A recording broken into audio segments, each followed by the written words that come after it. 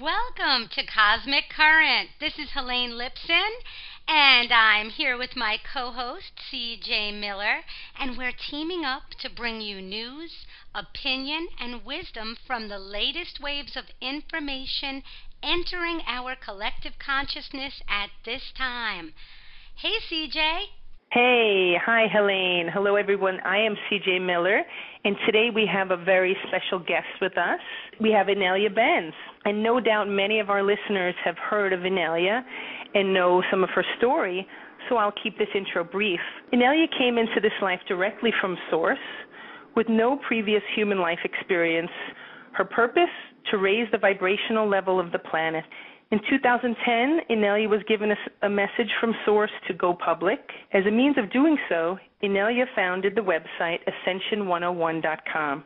This site provides so much wonderful and enlightening information and tools, including meditations, exercises, and visualizations, which focus on this mission, raising the vibrational level of the planet and all of its inhabitants. Inelia has focused the majority of her attention on assisting light workers and light warriors, and for this we're all forever grateful to her. At least I feel so grateful to you, Inelia. And I just want to say welcome to Cosmic Currents. Hello, Inelia. Hi, how are you? I'm really glad to have you with us. I just want to say that I found your work and your information completely by chance a little less than a year ago and became totally fascinated by you and Helane as well, and obviously you're doing some work with Helane, so she knows you very well, but this is my first time talking to you, and so I'm just really happy to have you here, and I have some questions for you. And I was wondering if I could talk first about the first interview that I heard you on was Lisa Harrison interview from, I believe it was September 2011. And what a great interview that was. And I wanted to start today with asking a question about that. You mentioned when you were age 18 and you became pregnant with your first child that the doctors told you because of your pre-existing heart condition that you wouldn't be able to have this baby and that you should actually get an abortion, and you felt very strongly that you really wanted to keep the child. And I think you said that within 1 week's time you were able to basically think yourself well, and by the time you went back, your heart was completely well and everything was functioning perfectly. So I guess what was the process that you used to change that situation around so that you were healthy? I think the most strongest image I can give is a sense of knowing, a very powerful sense of knowing that you're going to be healed. And you think into it. It's not about healing as in something that you do. It's just knowing that everything is perfect. And it's a type of tapping into what I did, like the mechanics behind it would have been very much about having a look at the genetic material, because it was a genetic fault that my heart had. It wasn't strong enough to have the pregnancy and the labor. And when I looked into it, I saw there was genetic material that was completely healthy, completely normal. So that's where I went into, and basically it was just with a complete and utter disagreement of the condition and a complete agreement of having a normal, healthy heart, and just going with that, it was perfectly fine after that. Wow. And I guess that's a lot of the way that you live your life. I'm just going to assume that that's a big part of who you are, that you kind of have a sense of resolve and a sense of knowing, and then things just kind of form into that pattern for you. I mean, yeah, and it's not just about me. I mean, everybody can do this. right? And often when we don't achieve something, whether it's healing or something else, it's because there's still a little bit of doubt, perhaps, or some sort of other energy that has a resistance. When you have a 100% knowing and a 100% agreement with something, it will happen. Wow, that's great. I'm going to try that for my own situation. Yeah, that's really cool. And I have one more question. I just finished listening recently to your interview with Dr. Kimberly, and there was so much great information there as well. And one of the callers that you took some calls towards the end of the show, and somebody had asked a question about ascension and maybe how he could work towards that. And you suggested that this person should do, and that we all should be doing a cleanse or detoxing and having more pure water and pure foods. And so I would like if you could say some more about that, because I think that's really important. As we all work towards ascension, we have to deal with this physical reality in our bodies being the most immediate part of that physical reality. Yeah, that's true. One of the things, of course, that we have a symbiotic relationship. As human beings, we're a symbiotic relationship between the physical body, which is Gaia's babies, and us, the soul being, which is the one that's aware. To raise our vibrational level at an awareness level, or I should reword that, when we raise our vibrational level through processing our fears and emotions and thoughts, we raise our awareness, and we become more able at every level, including physical. And we have to give a hand to the physical body to also become higher vibrational and more aware and more able at a physical level.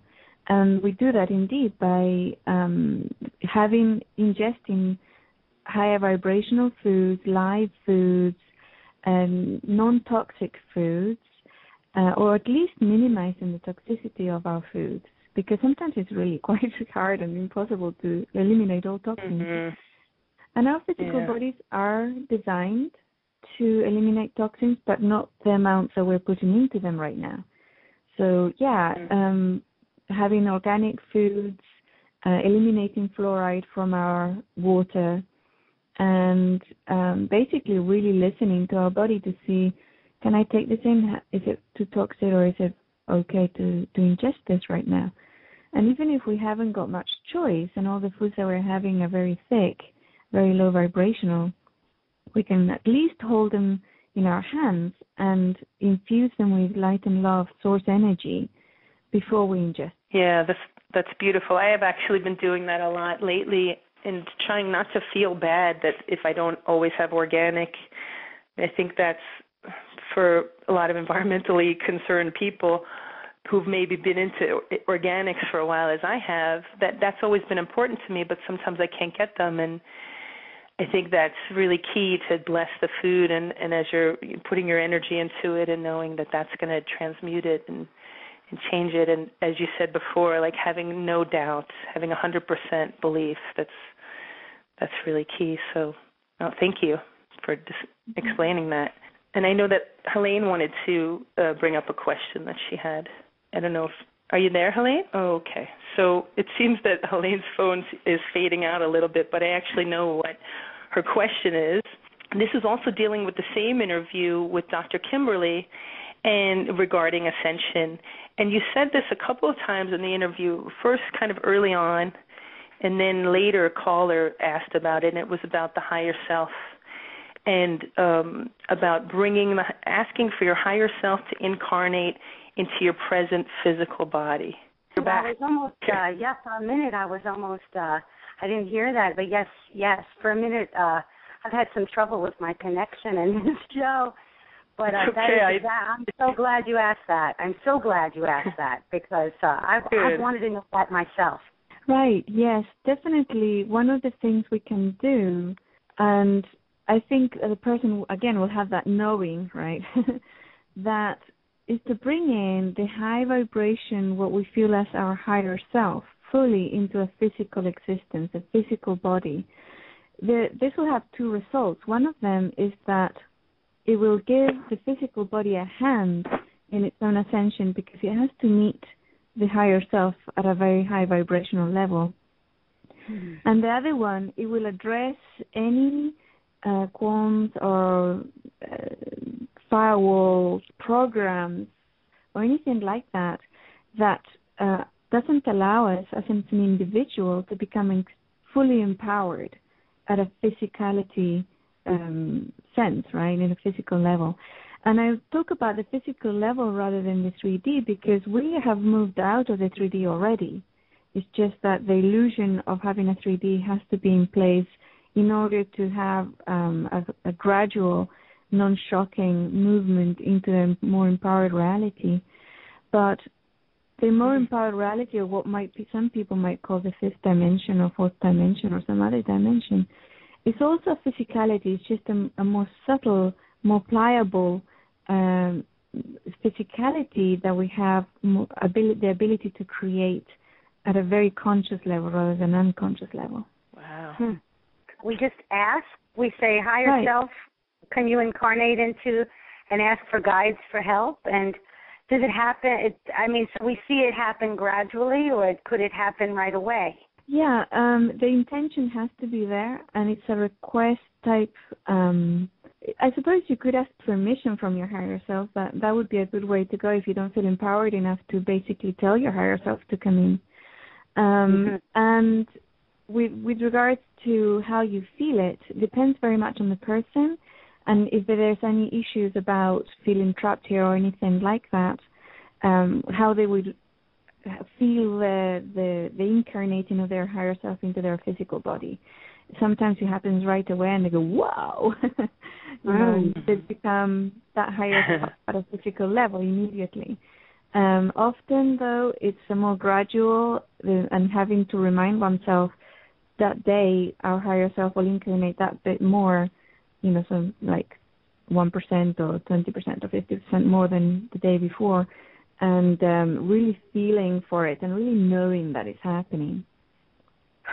And Inelia, I want to ask just really quick too. I know you had on your Facebook wall about resetting the codes. I think you had Veronica Lee's video up there, and that's where I had first saw it. Will that help at the same time as asking? So resetting codes and doing that, is that connected? Well, Veronica's technology or tools, it's not something that I work with, but they are very good. They're very good tools, right? And they're very effective. And it's up to the individual themselves what tools they want to use together, or if they feel they immediately know, oh, this resonates with this other tool, I'm going to use both of them. You really have to take charge of your own authority and try it out. I always try things out for 6 months, and I try several tools at the same time, right? And then decide yourself, this really resonates with this other tool and it works really well together. Or, no, I think I'll just use this one, or just use whatever tool first and then the other one, or I'll just use one. But it's really up to this person to feel into the vibration of each tool to find out if it resonates with them primarily. And secondly, what they can combine it with, or whether it will become more effective if they combine it with other tools they've discovered. Interesting. I know, CJ, you wanted to ask something. We were talking the other day. CJ, what were you going to ask about that stone or that with the ELF? Yeah. That was again in this Dr. Kimberly interview. You were answering a question from a caller about how to deal with like ELFs and the microwaves and all of those different waves and Wi-Fi. And you mentioned that Orgonite was a really good stone, and I just wanted to know more about that, how it helps. Yeah, again, this is a technology that's out there. It's not actually a stone. It's something that a person creates. It has to have various different elements in it. And it's actually quite easy to make. You can go into the internet, the videos, and there'll be videos of people showing how to make your own Orgonite. And I put it around the house, and I did I have definitely felt a huge difference in the energy, the purity of the energy in the house. The technology, I can't remember the person who invented it. It was several decades ago, and he was eventually persecuted and jailed and everything to stop him. And I believe he was even murdered. But I can't exactly remember who it was. But, it's basically, it harnessed what he called life force and surrounds you with it. The claims are, and I haven't tried them, so I can only say they're claims, that if you make like a blanket or a little booth of Orgonite, you can heal just about anything at a physical level. And it's quite amazing. I've unknowingly, I had one of those electric meters put in my house that are quite damaging, so I surrounded it with that stuff. The smart thing. Yeah, I surrounded it with Orgonite, and I've placed it in all the bedrooms, and you can feel the energy changing. You can also feel there's more harmony within the home, because we have various people living here in different lifestyles and life sets, and there's a lot more harmony now within it. So I would say use it. How do you spell that? Is it with an A or an O? It starts with an O. Okay, Orgonite. Yeah. Okay. Orgonite. Okay. O-R-G. Okay. Oh. I was spelling it with an A. No wonder why I thought it was a stone for that reason. There's a stone called Aragonite as well. Right. Yeah. But that's great. I'm so glad we asked you about this. I even tried last night. I was like, I'll unplug the Wi-Fi and see how much better I go to sleep. And then when I woke up this morning, it was plugged back in. So I don't know. I think my husband must have done it, thinking that she forgot to plug it back in. But and I unplugged the microwave, because I've always noticed that I can feel something. I can't always put words to it, but. Certainly. I mean, I feel kind of bad for, the Wi-Fi. It's all over the place. It's very hard it's not just in our homes. It's every business, everywhere we go. And so Orgonite is something, can you actually wear it, carry it around with you? Yeah, that's right. Yeah, they make pendants and jewelry, the little things that you can put in your purse or your pocket. Yeah. Oh, great. Sizes. Oh, excellent. Okay. Thank you. So, I wanted to ask also, I know that, obviously this is Cosmic Current, and we talk about some of our favorite spiritual leaders or ascension workers, and we talk about what's going on with them currently. So I know that you have a number of events, Inelia, coming up over the summer. So I'd like to hear what you're up to, what current events you're involved in. Right, yes. I'll be going to South America, to Vilcabamba, for 2 weeks in June, and that's for a private retreat for a course that I was given with some co-hosts called Beyond Mysticism. And the audios are available. If you missed the course, the audios are available there, beyondmysticism.com. And then at the end of June, actually the first 2 days or 3 days in July, I will be up at the SETI Ranch in Washington, and we're going to be doing a full day from 9 a.m. till 6:30 p.m. Silent meditation at the ranch. And even if you can't make it, if you can take the day off from work and really put that in your calendar to join in intention of connecting Gaia with source energy and opening up the communication channels with all beings. And even if you can join us for 20 minutes that day, that will be absolutely awesome. But if you can take the day off and do the full day, that will be even better. Yeah, that would be great. Wow. I would love to do that. That's a great way to be there without actually being there, and and add to that collective energy. Right. Oh, and in October I'm going to be in Spain. There are 2 events being planned in Spain, one in Madrid and one in Barcelona. And the dates for that will all be put up on the website when I have them. Wow, what are you going to do there? One of them is a large event that happens in Madrid with various speakers. And the second one is being organized just with myself in Barcelona. Somebody's organizing a seminar there for a day, which will be really interesting as well.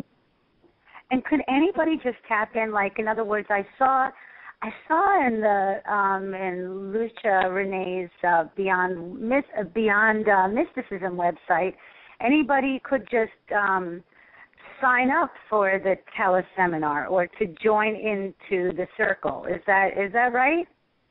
Oh, the Beyond Mysticism. That course.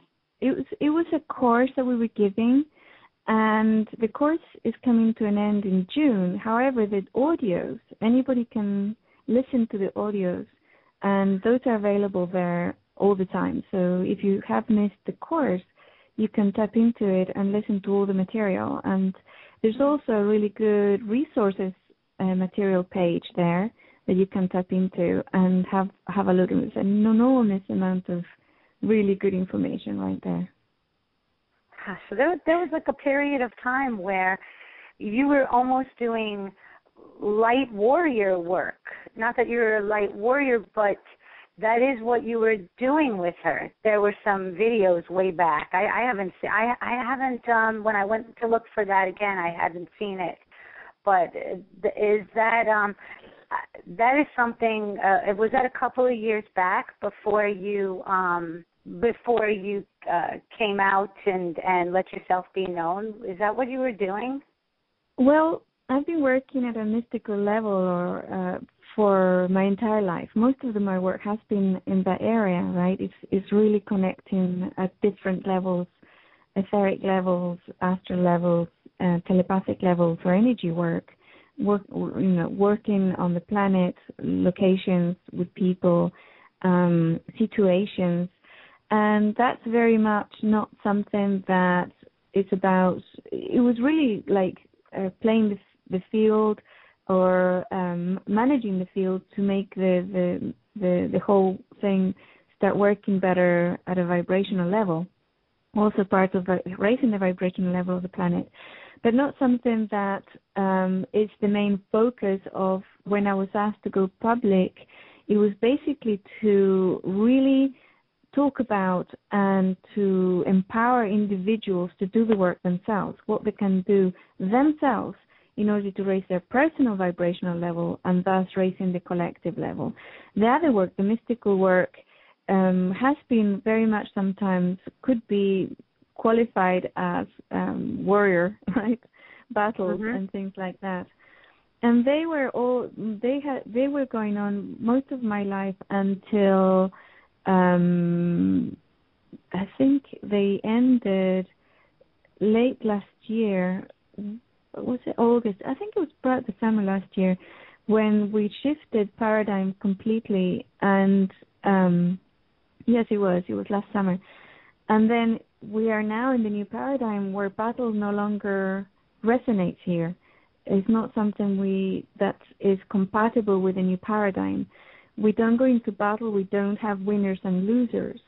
We simply observe and incarnate the higher self, the higher vibrations, and as they come down into this physicality, they will dissolve anything that's not compatible with it without having winners and losers or keep getting into battle, right?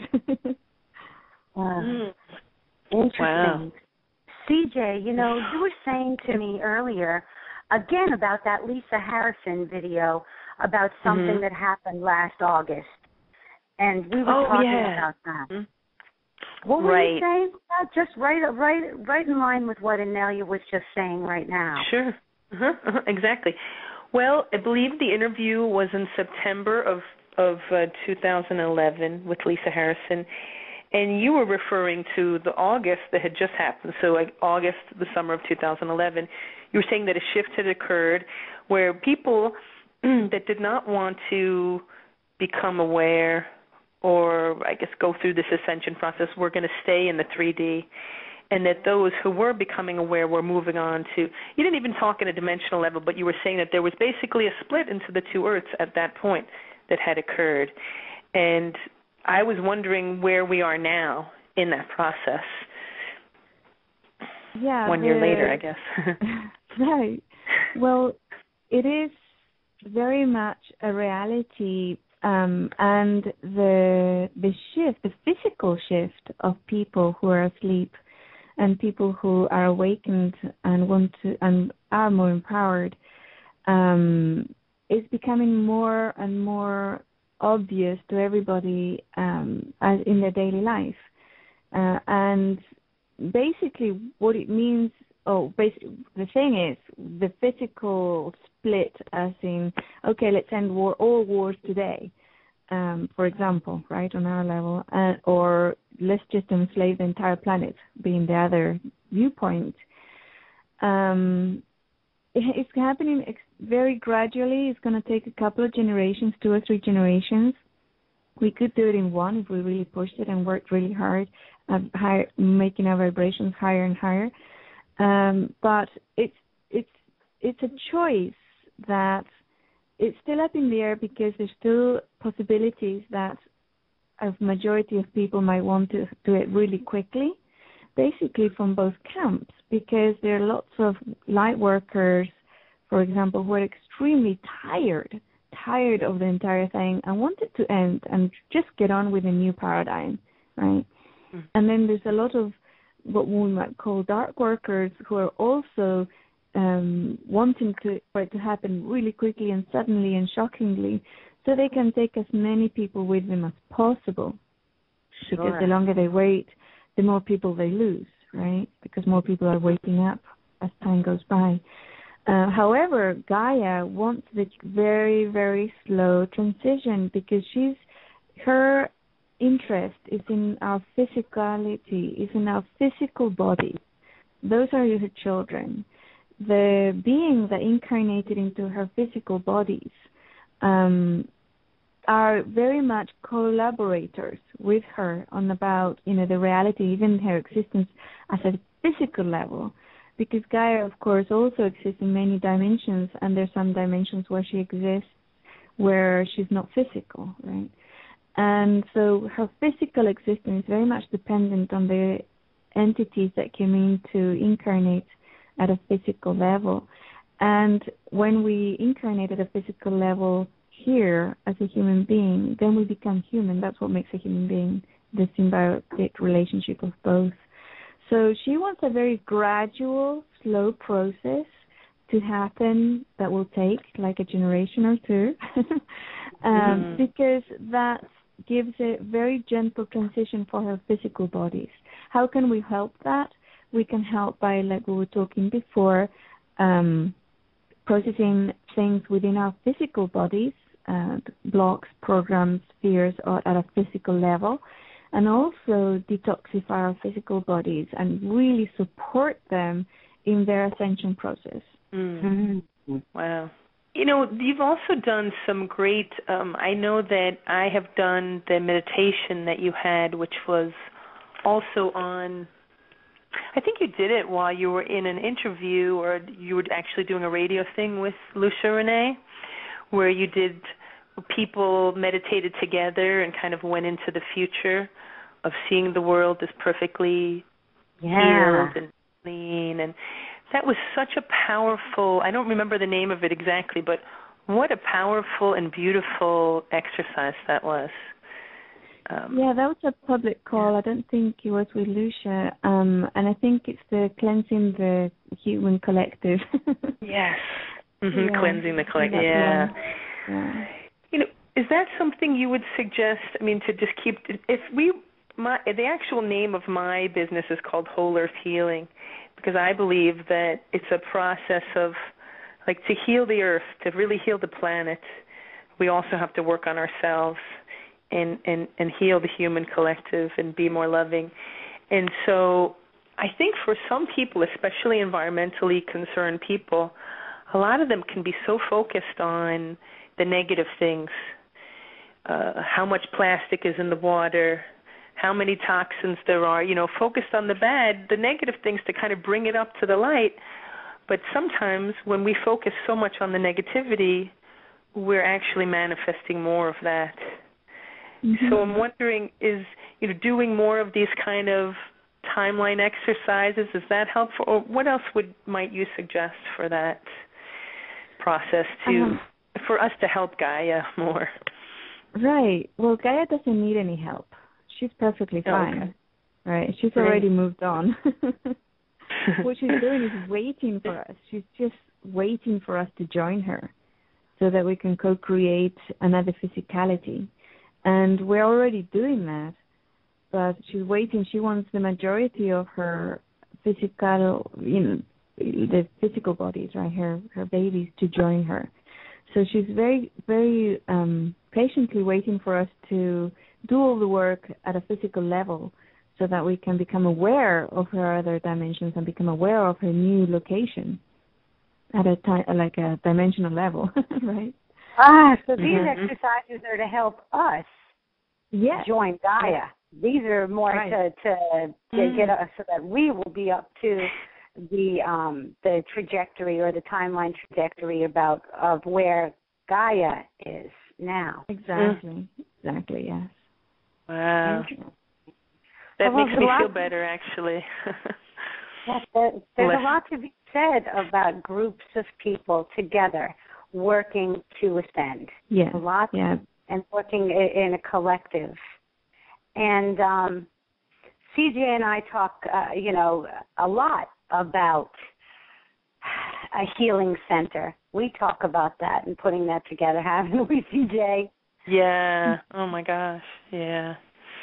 That's like a huge dream of mine, to have a healing retreat center, and yours as well. I mean, we both had our own dreams. We've talked about them together and spent many hours daydreaming about it, which is, I know, one of the things that Inelia, that you suggest that people should cultivate, the daydreaming, because it is really powerful. But the fascinating thing is what we know is that you have been talking more and more about people making healing centers, about it becoming more people kind of bringing that to light and listening to their messages. And your Global Ascension Center is a healing center.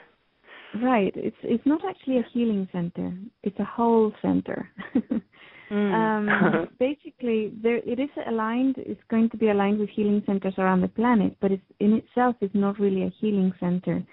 The intention of the Global Ascension Center is basically to have a physical experience, a physical reality location where Gaia, our physical bodies, and our physical self, our spiritual self, the soul, and source can come and become one.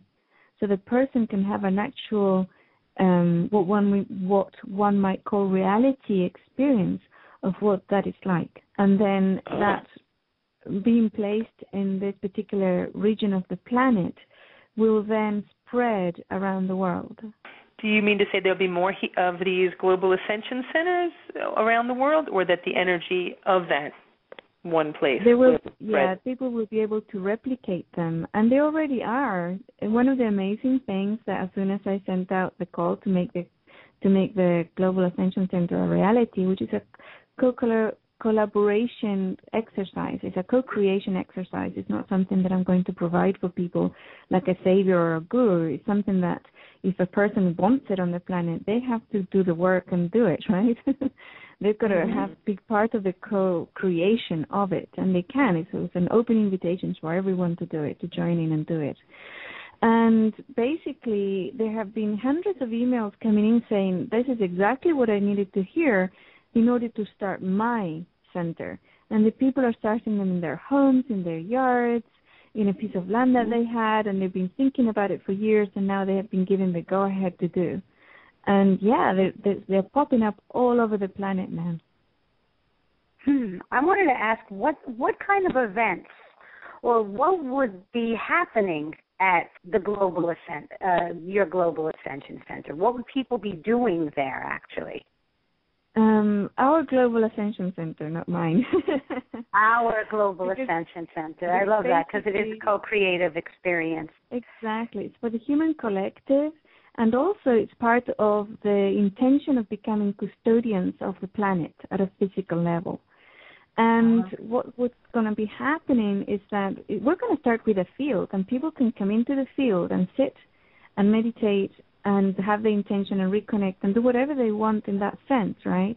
In a co-creative positive, high vibrational level. Connect, because the field is going to be activated, so you will have that experience. We don't need a building, we don't need anything, we just need the actual location at the moment. And eventually, there's already people volunteering their time, and we've also already started working with different structures like time banks and things like that, that people can basically exchange energy within another form that doesn't involve the monetary systems or enslavement. And so basically, they will start building a building that we can actually hold things in, or events, or a shelter from the sun here in California, right? But it's going to be, I don't have any attachment to how long it takes, because it's going to be a co-creative process. And how long it takes, it really depends on how many people wake up and feel inspired to co-create it, right? So all I'm doing is facilitating, providing a focal point of co-creative intent. That's all I'm doing. I'm facilitating it, but it's not something that I'm doing by myself, or it's not something I'm going to do to save the planet, because that's all paradigm. We don't save the planet anymore. Interesting. It's like a whole new way of looking at things, and just listening to the way that you frame it, and that is really important. If we're in the new paradigm, then we have to embrace a very new way of thinking and communicating. Exactly. I'm really just thinking also about where we are in this, and we talked about this before, about people going from one side to the next and stuff. I know that a lot of the times, you brought up an interesting concept earlier, and it was about sometimes we have to expose things that we don't like to see, whether we're talking about issues that are around stuff in the food or fluoride in the water, GMOs, and you're looking at it. You can't overly obsess about it, but you do have to be knowledgeable so that you can steer yourself away or around certain things and lead a healthy lifestyle on this journey. I'm interested, a while back there was an interview with somebody named Tolik, and he talked about like reptilian bases being destroyed, and there was a lot of talk about mass arrests and things. And then after that they said that that is no longer a threat. And I sometimes wonder what to think along those lines. So what I'm asking is, in this, I guess, battle with the dark side, I guess I'm wondering where we're at. Well, the battle's over. There is no battle. What we're seeing externally with regards to wars or the collapse of certain institutions and the airing of all this information is basically an end to the illusion of what was there. The illusion that a government is powerful, the illusion that the cabal rules the planet. Because without our agreement, they cannot do it. That's all it takes. We don't have to kill or battle anybody. We just have to turn around and say, I don't agree with you anymore. Okay? And then obviously that is being reflected at a collective level by the massive amount of protests and peaceful protests that are going on at the moment, and changes that are happening on a very organic level, very slow organic level, because people, like I said, if things happen like all of a sudden, that's not going to help much. Now, with collaboration, what's happening, all we have to do is, if we don't really want any dense or dark entities ruling the planet, or trying to, or pretending to, or really convincing us that they do, then process our fear, right? We process our fear because that's our only aim. As soon as we start processing our personal fears, we process the collective fear, the vibration of the planet continues to go up in frequency. And basically what happens is that the environment becomes toxic for anything that's low vibrational.